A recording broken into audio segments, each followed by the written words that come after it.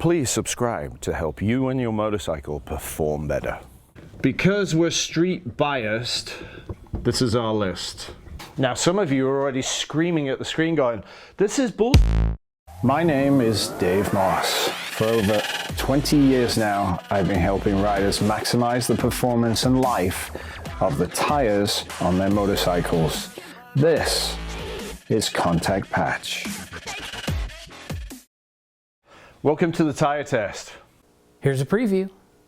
What tire test, huh? The Hypersport Tire Test. So what we've decided to do is look at 4 specific brands, which are honestly the biggest ones we can buy and the most common and those that people talk about most. Those are the 4 that you see at all the racetracks. Those are the 4 you see at track days. That's what you see most of the time in dealerships and shops. So now the question is, which one? Because there's lots of tires to choose from. In the Hypersport category, we're choosing ones that are street focused and multi-compound. So at that point, what are we going to choose for models? Because we're street biased, this is our list. Now some of you are already screaming at the screen going, this is bull. There is this category for Hypersport tires. So what belongs there? Agree? Okay. Fair enough? Sure. What does Bridgestone have to offer? That may change. Michelin? It is unfair to put any of these tires into this test. We've already done these 2. The only one we haven't done is an RS. So you can go watch those videos as standalone, not comparison, from beginning to end what we figured out about those tires. We'll get to this, and we have to do it at the same time of year as we did with those 2 tires at the same track for it to be fair. So be patient. Now, it doesn't mean they all have the same amount of soft compound and the same amount of hard compound in the middle. All we're looking at with these tires, they're in the same category, they do the same job. You can have a lot of fun commuting on them because of the hard middle, and if you want to get aggressive or have fun on the weekends, you have soft edges. And if you want to go to the track all the way up to A group, you can use these tires and have a great time and a great day. This is going to be exciting. We've got a lot to go through. Shall we begin? So for the tire test, one of the things that we've talked about many times in the past is circumference or diameter, whichever way you want to do it, to figure out what is the tire going to do to the geometry of the motorcycle. So what we've done is stack these in height order. This side, my right, being Dunlop, Pirelli, Bridgestone and the Michelin. To enhance that visually, stay there, let's go ahead and put a straight piece of metal in place, and you can see from the biggest to the smallest that is a dramatic angle.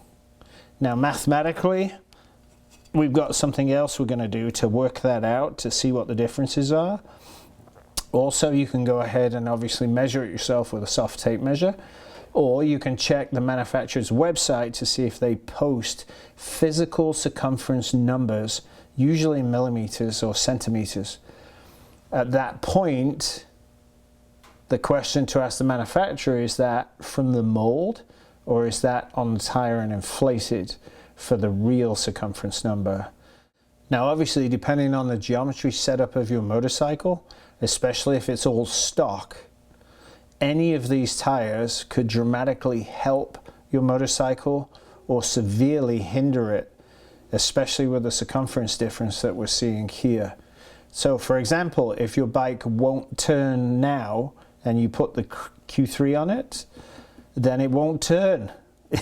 You're just going to keep going straight, plowing through a field. On the other hand, if your bike won't turn and you put the Michelin on, for the first time in your life, the bike may turn not effortlessly, but in an inspiring way. If your bike oversteers and frightens you to death and you put the Q3 Plus on, all of a sudden it is serene. It turns beautifully. It doesn't cause you to panic. It doesn't fall over. So for many and various reasons, depending on the tire you had on before and the handling issues that you may or may not have, then you can see why switching to one of these tires could dramatically improve or hinder the way your motorcycle rides. Now for the rears. Never take anything for granted and don't make assumptions. In lining them up, this, to our eyes and according to the spirit level that we used, is the right way around. Because they're almost identical between the Rosso 2 and the S22. But if we go across this way, there's a sizable difference between the Michelin and the Q3. And if you run it again between those two, there is still a sizable difference in circumference between the Q3 Plus and the Michelin Power 5. So with the rears, it's a little harder to see, and the spirit level is very useful in telling us what we've got uninflated for circumference. And once the tires go on and everything gets mounted up, then at that point, we're going to be able to see definitively with recommended pressure, does everything still line up the same? That's going to be interesting. I have a Type A personality tool here, and this is called a gerometer. And what it does is measure hardness. So for each of the sets of tires, what we're going to do is go ahead and measure the soft compound and the hard compound and see if there's a difference between both. So let's go ahead and set the gerometer right in the middle of a S22, press it down and hold it still, and we'll get a reading which is 0.55. Okay, so now I'm going to tilt the tire over, go to the softer section of the tire, do exactly the same thing.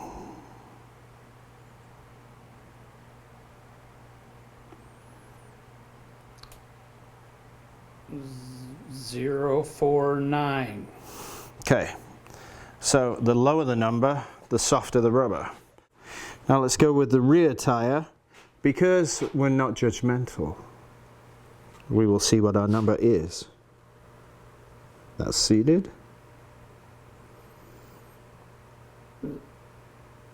0.71. Okay, harder in the rear, kind of makes sense. Has to deal with a lot more power. Now let's go to the soft section. 0.585. 0.58.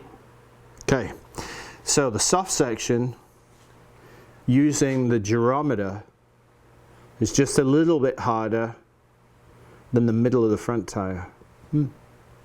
It's interesting. Brings another dimension into when we're assessing tires, how things wear and why they wear. And then given what the companies provide for rubber, which meets the road, what are the different levels of hardness now for the rest of the stack?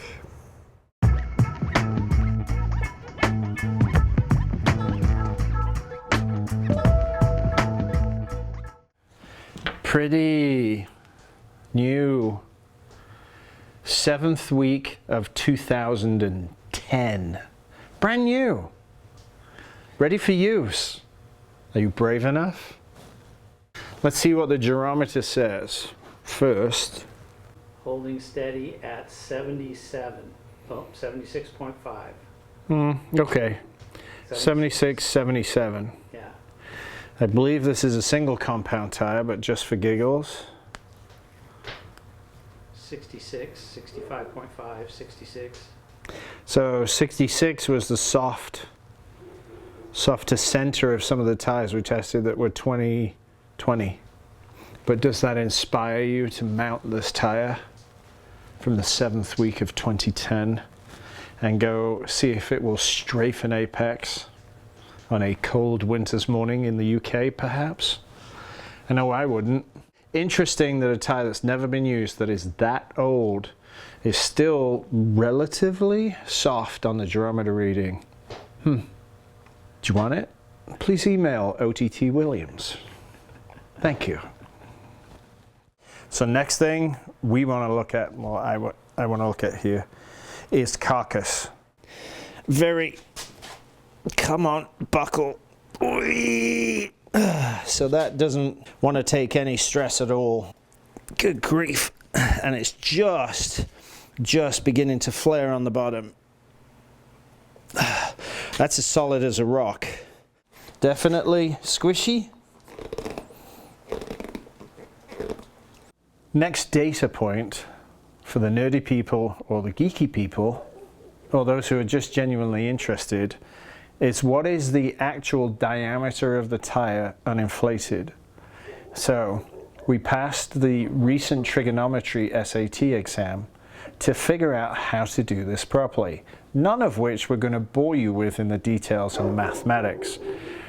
Those that can look at this and figure it all out, well, more power to you.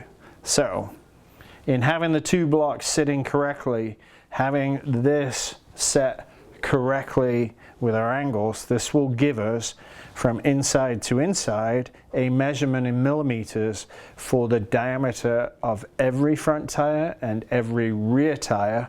Once we've got uninflated diameters, when everything is fully mounted and inflated, we're going to do it again to see if there's any difference between the two. And if there is, how much? Is it substantial or is it not a lot?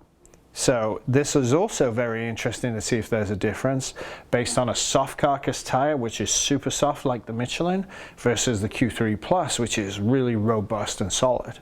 So is there going to be a profound difference with the soft carcass versus the hard? Well, we're going to mount everything up tomorrow and then we'll film it. In all the tire tests you've seen us, all the comparisons we've done where we've put tires together, we've always put them in height order, because then it's much easier for you to see what's the tallest down to what's the smallest. So we're going to do fronts now. Tallest front tire was, so using this example, what you thought was great handling, and then you put the Pirellis and went, well, clearly those tires were no good for me. No, that doesn't work that way. That's what everybody does because they don't change geometry or look at that aspect of the motorcycle at all. What would be true of having the Pirelli on and then going across to the Bridgestone? Well, now you have 3 veins in your neck and you've got veins in your forehead. Relatively speaking, I just bought these tires and they're terrible. I'm exhausted, I can't ride. La la la la la la la la la, and on it goes. And then you go back to the Pirelli and you go, dude, these are awesome. And then you go, you know what, I'm going to try some Q3s. No. So now I'm doing the profile comparison on the tires. Took a minute to get this right. One of the problems we face is the sipes and all the rubber that's missing, because it can drop in there and deform what we're looking at visually. But the first thing is to get a profile off one of the rears and then compare all the others to them in regards to what's going to turn faster, what has more side grip compared on profile. So there's the first one of the Power 5.